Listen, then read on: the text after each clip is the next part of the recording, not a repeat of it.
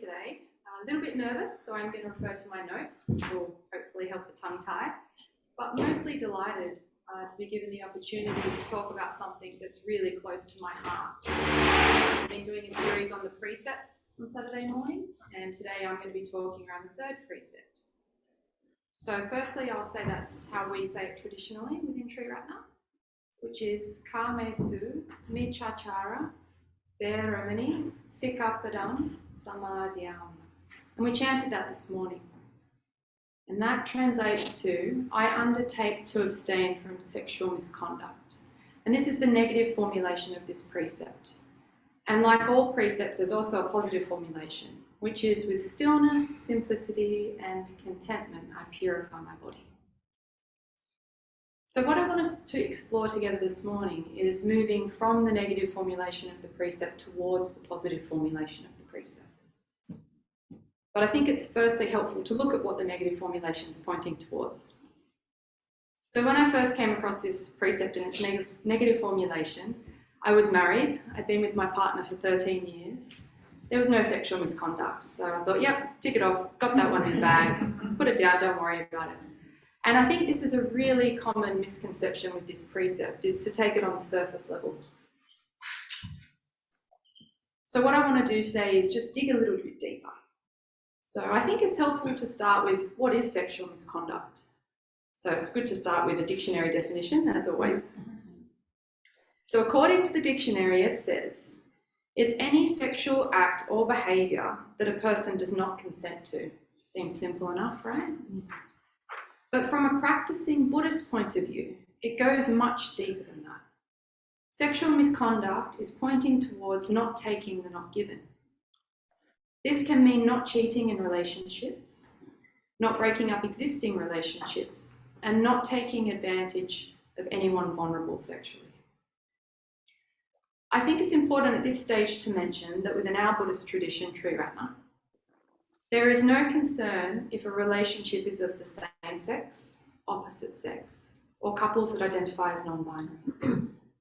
It's not concerned if a relationship is polyamorous, as long as everyone involved agrees. It's ultimately pointing towards being in non-harming relationships. But can we dig even a little bit deeper than that?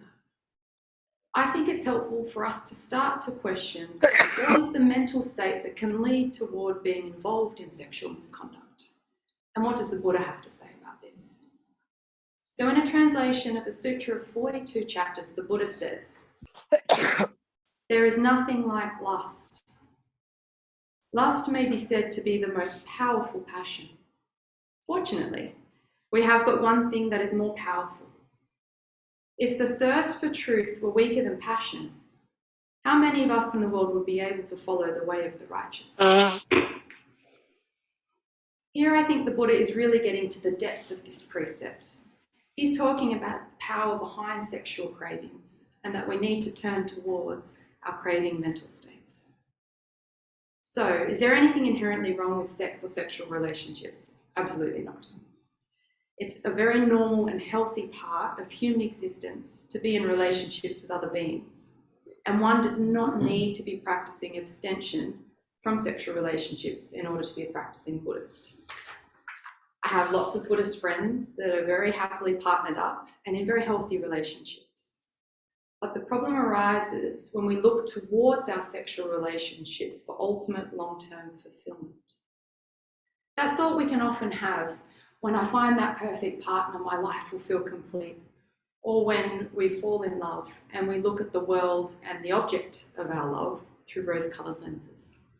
But how often do we get to that point in a relationship and we still feel that dissatisfaction? We still feel that emptiness within.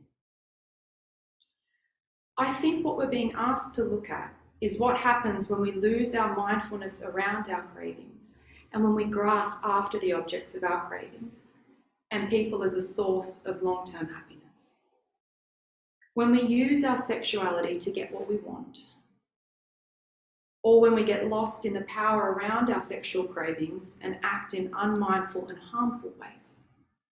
Ultimately, I believe this precept is asking us to look at our craving mental states and see how we grasp after our cravings. This is a fantastic book. This is by Sangharakshita, which is the founder of our movement. It's called Living Ethically. And I've got a few quotes that I'm going to share out of this book. The first one is, it's not just about sexual relationships. It's also concerned with how we use our sexuality in order to achieve other objects, as in when we charm people in order to get what we want. Okay, so if we look at our craving mental states, this is something that we're all going to experience until we're much further along the path toward enlightenment. And our craving mental states can be powerful and often are a lot broader than just sexual craving. And it's important to note at this stage, there's really wholesome cravings. There's the craving to be a good person, to grow, to develop, to be more generous and patient and kind. And ultimately, that's not what I want to look at. What I want to look at is the more unwholesome cravings that result in us grasping after objects. And it's these cravings that can often become neurotic. So I thought at this point it might be nice just to do a little reflection activity together. So I just want to invite you all for just a moment to pop your feet on the ground, get nice and comfortable. Invite you to close your eyes and just take a really nice deep belly breath. Just bringing yourself into your body and into the shrine.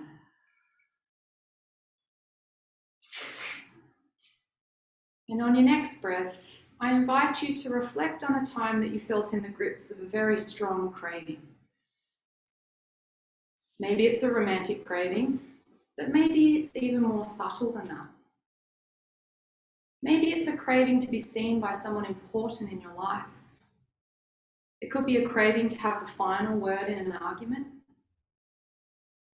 Or perhaps it's a craving to fill your time with a habit that you know doesn't serve you well.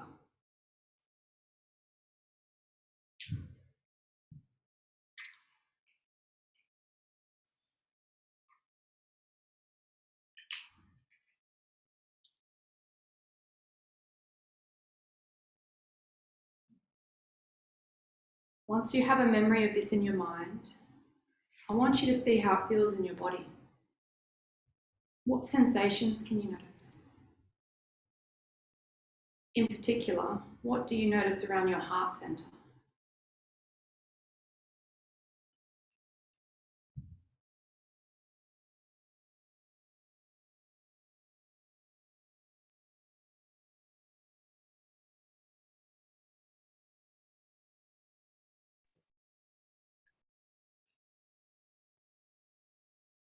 When you're ready, just bringing yourself back into the room and just gently opening your eyes.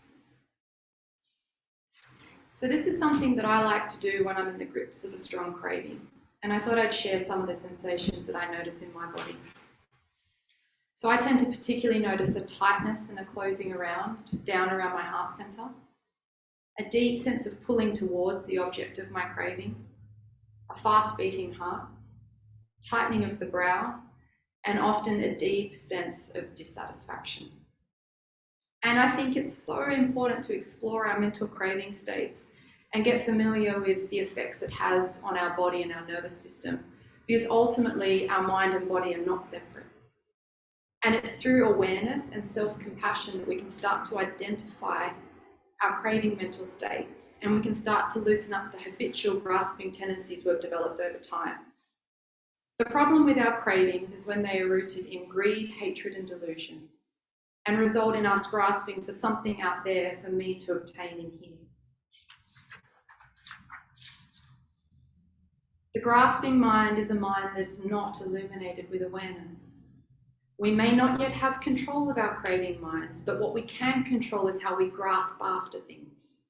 It's in this grasping that we lose our awareness and we open ourselves up to causing harm to ourselves and others. I listened to a brilliant talk recently by Vajrajyoti, and she's talking specifically around the third precept. And she uncovers what I think is a much deeper meaning of the precept. She says, I undertake to abstain from turning craving into grasping. And I think that's something really important to reflect on. So I thought I'd just share a moment in time where I felt in the grips of some craving, because it's often really helpful to hear about personal experience. So for me, my biggest craving is often what lies underneath sexual craving. I long for deep emotional connection with people, And a lot of my adult life, that's been misguided into looking for long-term, lasting, perfect romantic relationships. And so almost 2 years ago, I decided to undertake a period of abstention from all sexual relationships in the form of a personal resolve. Now, again, this is not something you need to do to be a practicing Buddhist. It was a personal choice. And a choice that I made because I felt I needed some space to explore myself, and I really wanted to stop being vulnerable in the hands of other people. But what unfolded as time went by was this deep awareness of the harm I do to others when I grasp after lasting connection. And this was really highlighted when I was caring for my father last year during a really difficult period in his life. Our roles had reversed, and suddenly I was his carer. He was having an extremely difficult period with his body after a series of accidents, and his mental health had plummeted. And we were both stuck in this sea of grief, and I was experiencing this confrontation. You know, where was my father? He was always my rock.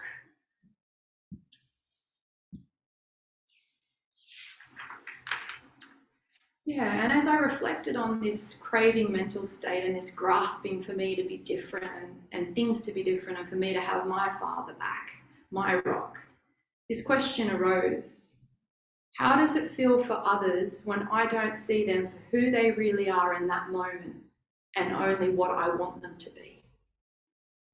And I think this is the most important insight I've had during my exploration of this precept over the past 2 years. Realizing it's not just romantic emotion that we crave, it's in all relationships, from friends, family, lovers. It's a longing for a deep emotional connection, a longing to be seen, to be heard, to be loved, a longing to be an individual, ultimately a longing for a love that never fails. And it is so easy for us to project these needs and wants onto other people, and it's so painful for us and others in particular when we do this. So in this book, Sangharakshita also says, we are conscious of being somehow incomplete, and instead of trying to develop what is lacking, we look for it in another person. For me, what Bhante, our teacher, Sangharakshita, is pointing out is the crux of where we can get caught up in this precept. We often crave for something out there that we recognize in another person, something that we long for in ourselves, something to fill that emptiness, and we grasp after it. We fail to see what we are really longing for. Ultimately, this creates a division, a separate sense of me in here, looking toward you out there, being able to feel the longing I feel in my heart. Okay, so how do we move toward freedom from craving and grasping? Big question. I think it starts with mindfulness. We get to know our craving mental states like we get to know our good friends, gently, inquisitively, and we turn towards these with self-compassion. We have practices like the one we did this morning, the metta bhavana, and we start to cultivate the positive formulation of this precept, which is, with stillness, simplicity, and contentment, I purify my body. And this is the moving towards part of my talk, moving towards freedom from grasping. I love the positive formulation of this precept.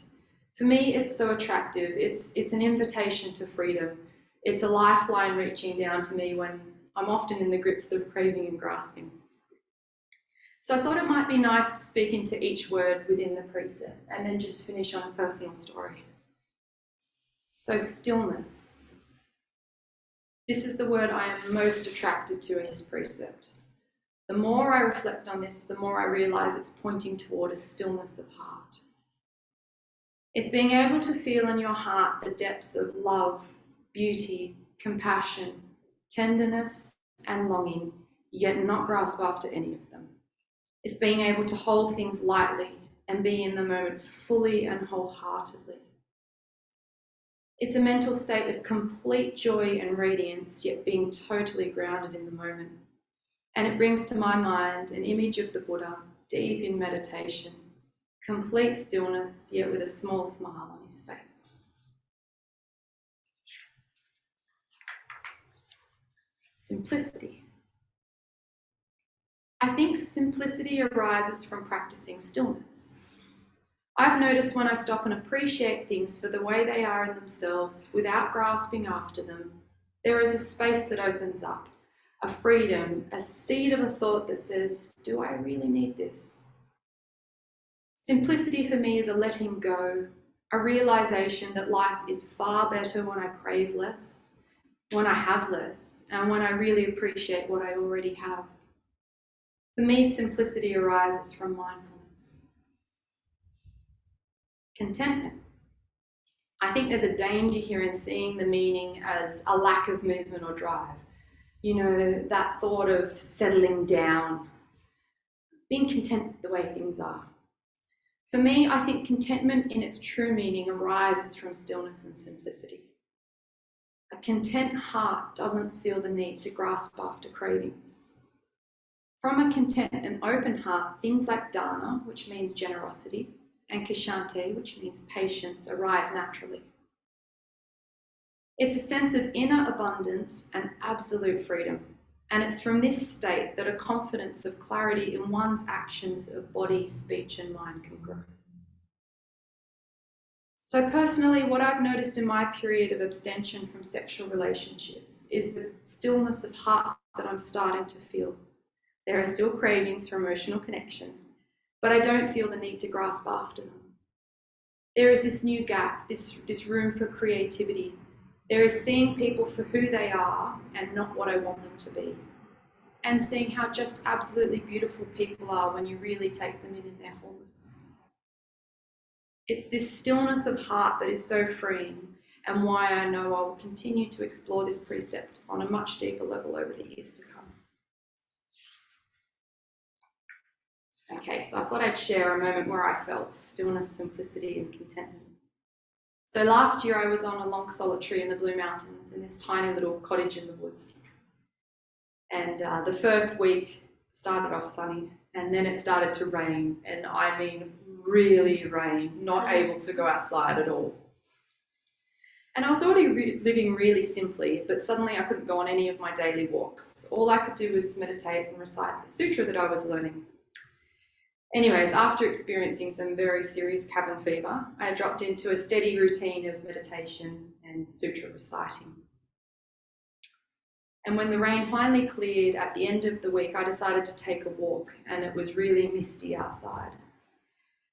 And when I went on this walk, it was like seeing the world through different eyes. And during the week of being stuck inside, all the waratahs had opened and were in bloom, and there was dewdrops all over them. So the bushwalk was just this sea of crimson red. And I walked out to this viewing platform called Valley View in the Gross Valley. So it overlooks the whole of the Gross Valley, just in time for sunset. And the sky was the most beautiful sunburnt orange and brilliant pink. And honestly, in that moment, I could have died happily. I've never felt such a deep sense of stillness and beauty and contentment. And I reflected a lot on what was different about that moment. It's just another sunset. I've been on hundreds of bushwalks. What was different was my mind in that moment, my mental state, the stillness I'd submerged myself in, the meditation practices I'd been doing, and the simplicity of the life I'd been living on solitary. In that moment, there was absolutely no craving or grasping. There was just this total aesthetic appreciation and a deep sense of interconnectedness with everything, and a sense of absolute contentment. Yeah, so this has raised a really big series of questions for me. Can I look at life through the eyes of metta and experience everyday moments with the same aesthetic appreciation? How can I cultivate more contentment? And can I surrender to beauty? In the same book, Sangharakshita says, aesthetic appreciation is that which is a pure delight in the object for its own sake, without any desire to make use of it. It's standing back, contemplating it, and surrendering to it.